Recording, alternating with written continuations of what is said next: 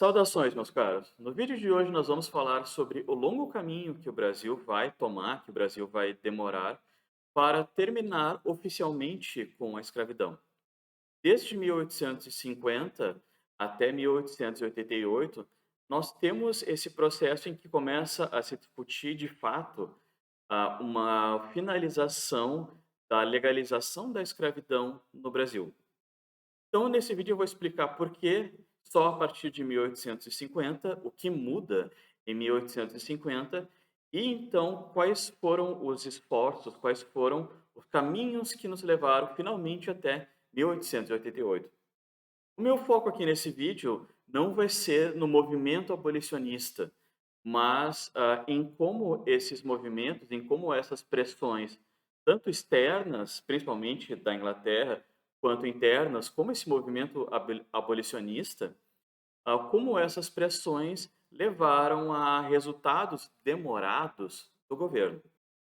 O primeiro ponto para nós pensarmos sobre o fim da escravidão legal no Brasil é o fim do tráfico de escravos, ou seja, o fim da movimentação do comércio de pessoas escravizadas da África para o Brasil.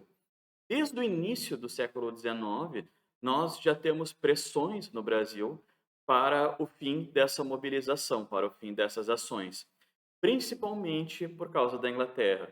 Eu não vou entrar aqui em detalhes sobre as motivações dos ingleses, mas basicamente a Revolução Industrial já tinha iniciado na Inglaterra, o capitalismo já estava se desenvolvendo na Europa, então a Inglaterra estava principalmente preocupada no mercado consumidor.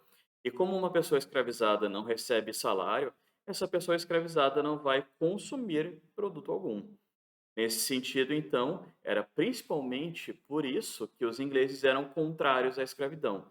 Estavam pressionando outros países a terminar, pelo menos, com esse fluxo, com o comércio de pessoas escravizadas. Mesmo com o governo português, desde 1815, a gente já tem algumas pressões nesse sentido.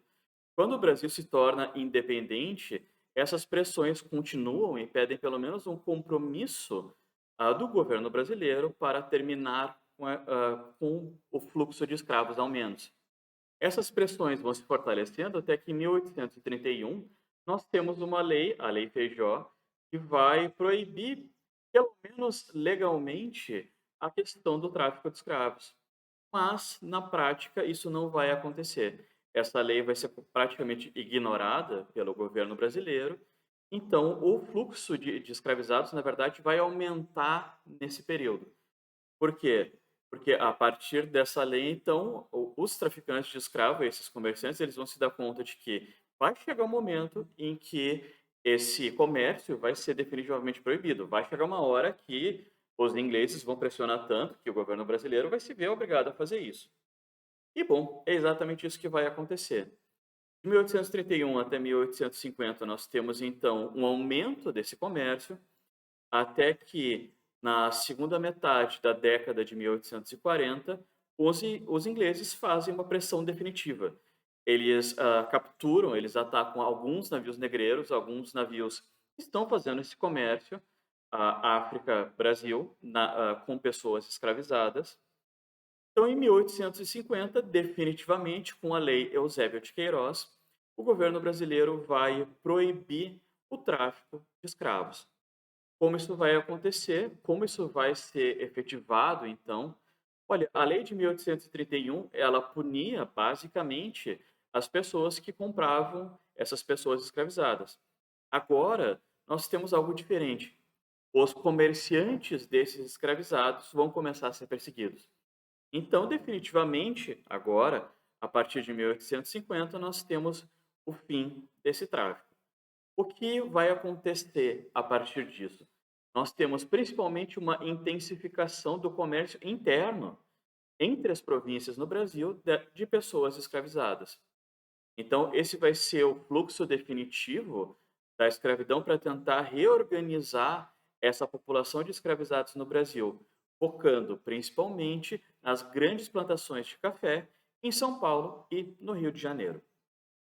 Com a proibição do fluxo de escravizados da África para o Brasil, nós temos o fortalecimento do movimento abolicionista no Brasil. É óbvio que anteriormente, a 1850, nós já tínhamos pessoas que defendiam o fim da escravidão no Brasil.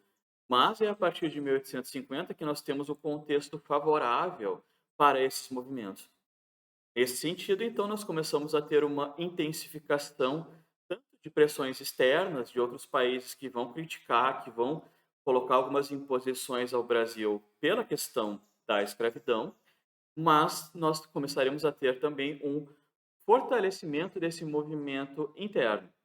Pressões que vão começar a ter principalmente efeitos políticos, em que alguns deputados vão abraçar a causa abolicionista e começar a fazer movimentos para leis que terminassem com a escravidão. Bom, mesmo assim, esse processo vai ser demorado. Nós teremos uma forte oposição, organizada, obviamente, pelos grandes senhores escravocratas, mas teremos alguns avanços lentos e graduais nesse sentido. Nesse quadro, nós temos a lista das leis que, em mais de meio século, vão ter esse papel de pressionar para o fim da escravidão no Brasil. De 1815 até 1850, a principal preocupação era com esse fluxo de escravizados da África para o Brasil. Bom, superando essa etapa, em 1850, com a Lei Eusébio de Queiroz, nós teremos então algumas leis que vão tentar terminar com a escravidão internamente, terminar com essa população de pessoas escravizadas no Brasil. A partir desse momento, nós temos então como principal impulsionador dessas leis os movimentos abolicionistas internos, que vêm de pressões variadas.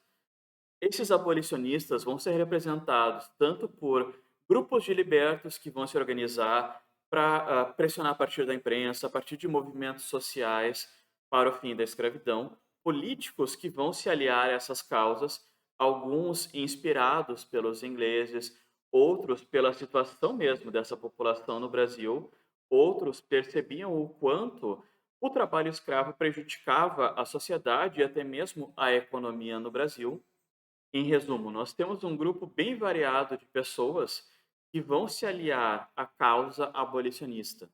Mas é só a partir de 1871, então, que essas pressões, esses movimentos sociais e políticos passam a ter algumas consequências pela forma de leis. Em 1871, então, nós temos a conhecida Lei do Ventre Livre, que a longo prazo até teria um efeito considerável para o fim da escravidão. Porque a ideia era que todas as pessoas que nascessem a partir dessa data, a partir da publicação dessa lei, seriam consideradas livres. Então, os escravizados, os filhos das pessoas escravizadas que nascessem a partir dali, seriam considerados livres, teriam que ficar sob a tutela do Estado, ou seriam considerados livres a partir dos 21 anos. Nesse sentido, nós temos esse primeiro passo tímido através de leis, mas que, na prática, vai continuar mantendo essas pessoas escravizadas que nasceram entre essas famílias de trabalhadores, principalmente no meio rural, vão continuar sendo considerados como escravos. Vão viver com seus pais nas senzalas, vão ser utilizados para o trabalho muitas vezes por esses senhores, mesmo que pela lei eles não fossem mais escravizados. Eles só teriam esse acesso a uma liberdade plena quando eles alcançassem a maioridade. Então, na prática, essa lei ela demoraria muito para ter um efeito efetivo contra a escravidão. Bom, as pressões continuam até que em 1888 nós temos a chamada Lei dos Sexagenários. Essa lei também, na prática, ela não vai ter muito efeito, porque era muito difícil uma pessoa escravizada conseguir chegar à idade dos 60 anos. E por essa lei, definia então esse limite para que essas pessoas deixassem de ser escravizadas. Mas o fato é que, principalmente por causa dessa proibição do fluxo de escravizados, aliando-se ao fato de nós termos essas pressões que iam tendo, aos poucos, alguns resultados legais, nós vamos chegar definitivamente até 1888 com a Lei Áurea.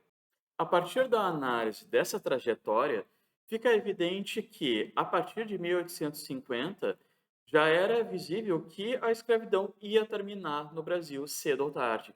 Era um final inevitável. Segundo alguns dados de alguns movimentos de censo que foram feitos ali nos momentos finais da escravidão, em 1887, apenas 5% da população brasileira, naquele período, era escravizada. Então, principalmente por causa do fim do tráfico, nós tivemos uma diminuição da população de pessoas escravizadas no Brasil. Ao mesmo tempo, nós tivemos entre esses 37 anos, nós tivemos a movimentação também de alguns senhores de escravos que vão ver que esta situação era insustentável e já vão se adiantar com os movimentos que a gente conhece de incentivo à imigração, de substituição do trabalho escravizado pelo trabalho de imigrantes. Bom, 1888 era algo praticamente inevitável, as pressões abolicionistas estavam enormes nesse sentido. A discussão já não era mais quase sobre quando que a escravidão iria terminar, mas a discussão já ia muito pelo lado de o que fazer com essas pessoas libertas, quais seriam os rumos que se dariam para os senhores que acabariam perdendo esses escravizados e para esses próprios escravizados que seriam então libertados. Quais seriam as posições do governo brasileiro diante disso? Bom, 1888, no 13 de maio, nós temos a publicação da conhecida Lei Áurea pela Princesa Isabel, toda aquela coisa que, bom, a partir dessa análise fica evidente que não tinha outro caminho a ser seguido. Pressões externas e internas levaram a escravidão a chegar ao seu fim inevitável. Mas qual foi então o saldo de toda essa demora? Qual foi o saldo do Brasil ter sido o último país da América a terminar com a escravidão? O governo brasileiro já estava, mesmo antes do final efetivo da escravidão, com um processo de branqueamento da população no Brasil, principalmente já incentivando o movimento de imigrantes da Europa para o Brasil. Além disso, nós vamos ter várias leis que vão garantir o acesso à terra para brancos, que vão dificultar progressivamente a lei de terras, principalmente, que nós temos logo depois do fim do tráfico de escravos, em 1850. Já teremos essa lei que vai dificultar, que vai proibir o acesso à terra dessas pessoas.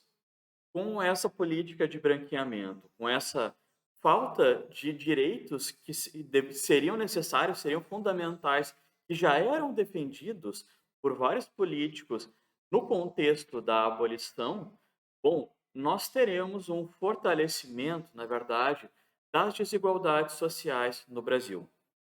Essa sociedade que tinha tudo para inserir essas pessoas que estavam recém saindo da escravidão, perdemos essa oportunidade.